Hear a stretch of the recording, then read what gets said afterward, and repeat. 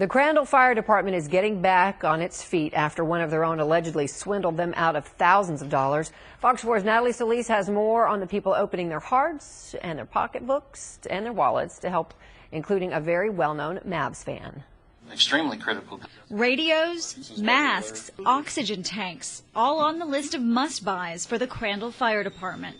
And we've got people sending money from far as away as Hawaii, California, and money's still coming in. Saturday, hundreds turned out for a fish fry and auction, moved at seeing the department take a devastating blow.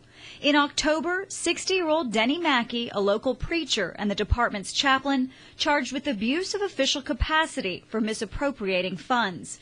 Cousins says Mackey was applying for personal loans using the department's information.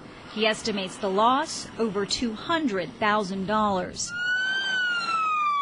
Fox 4 profiled them before the big fundraiser, and since then, the support overwhelming to the tune of $39,000. Mark Cuban even caught wind, cutting a check for $10 grand. You know, we really appreciate it. It'll go a long way. Then there's longtime Crandall resident Tim Jordan. It was an ex-Acme brick truck. Putting up this 2006 truck for auction June 12th. He hopes it'll fetch the department $25 grand. We want to give back, and we want to see everybody do good. But there's still unfinished business. Last April, the Crandall Fire Department did a Fill the Bucket campaign for West firefighters. That money also disappeared.